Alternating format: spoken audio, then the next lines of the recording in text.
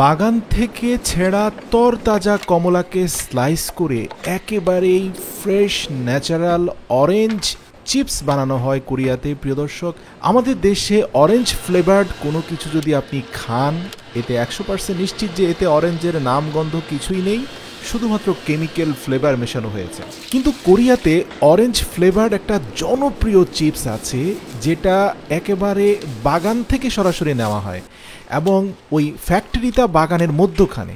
ওই বাগানে যে পরিমাণে কমলা উৎপাদন হয় সেটা সাধারণভাবে ঝুড়িতে করে সংগ্রহ করেই কিন্তু কমলার উপরে নির্ভর করে চিপস তৈরি হয়। তার মানে হচ্ছে কমলার উৎপাদন কমে গেলে তাদের চিপসের ডেলিভারিও কমে যায়। কিন্তু আমাদের দেশে কোনো কমলা গাছ থাকুক বা না থাকুক, orange drink company lakh lakh ton orange drink প্রতিদিন সাপ্লাই দিতে পারে, কারণ এই অরেঞ্জ ড্রিঙ্কের জন্য কোনো অরেঞ্জ বা কমলার প্রয়োজন হয় না, প্রয়োজন হয় কেমিক্যালের। তবে আজকের ভিডিওতে আমি যেটা আপনাদেরকে মেসেজ দিতে চাই সেটা হচ্ছে, আপনি যদি সত্যি হেলথ কনসাস হন এবং তুলনামূলক হেলদি ফুড বানাতে চান যে কোনো সেক্টরে, তাহলে স্বাস্থ্য সচেতন মানুষ কিন্তু দাম দিয়েও আপনার পণ্য কিনবে। তো এই যে মুচমুচে অরেঞ্জ চিপস, যার উপরে এক টুকরো কমলা দেখতে পাচ্ছেন যেটাকে ড্রাই করা হয়েছে, অর্থাৎ সেখান থেকে ওয়াটার সাবস্টেন্সগুলোকে শুকিয়ে ফেলা হয়েছে। এখন ড্রাই অরেঞ্জ ফ্রুটের সাথে পাফেড রাইস বা আমাদের দেশে যেটাকে মুড়ি বলে, সেটাকে টপিং করে খুব মজাদার সুস্বাদু একটা চিপস বানানো হয়েছে। তো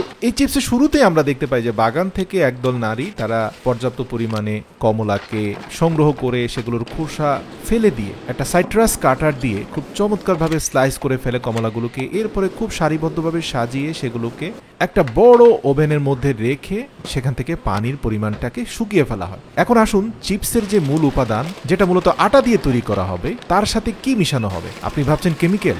না প্রিয় দর্শক, তাও একেবারে ফ্রেশ কমলা থেকে পাওয়া ন্যাচারাল জুসের সাথে আটাকে মিশিয়ে তৈরি করা হচ্ছে এই চিপসের মূল যে রুটিটা, সেটা কম্প্রেসর মেশিনে তৈরি করার পূর্বে তার সাথে মেশানো হচ্ছে পর্যাপ্ত পরিমাণে বাটার। তো দেখুন, এই যে আটার খামির যেটাকে মেশিনের মাধ্যমে কম্প্রেস করা হচ্ছে, এই আটার মধ্যে কমলার রস, বাটার আর আটা ছাড়া কোনো পানি দেয়া হয়নি। তাদের স্বচ্ছতা আর সততা দেখেছেন? চূড়ান্তভাবে প্রত্যেকটা আটার খামিরের কম্প্রেস স্লাইসগুলোকে স্কোয়ার শেপে কাটিং করা হয় এবং সেগুলোকে ডিপ ফ্রাইড করে মুচমুচে করে ওঠানো হয় এবং তার দু প্রান্তে রাইস সিরাপ মাখিয়ে পাফেড রাইস মুড়ে দেওয়া হয়। তো এই চিপস বারটার উপরে লাগিয়ে দেওয়া হয় এক পিস ড্রাইড অরেঞ্জ এবং এটা প্যাকেটজাত হয়ে পৌঁছে যায় বাজারে। এছাড়াও এটার উপরে ভাজা গমও দেওয়া হয়, সেটাও আরেকটা ফ্লেভার। প্রিয় দর্শক, এই ফুড মেকিং ভিডিওটি কেমন লেগেছে আমাদেরকে কমেন্ট করে জানাবেন। ভালো লাগলে ভিডিওটি অবশ্যই প্রিয়জনদের সাথে শেয়ার করবেন।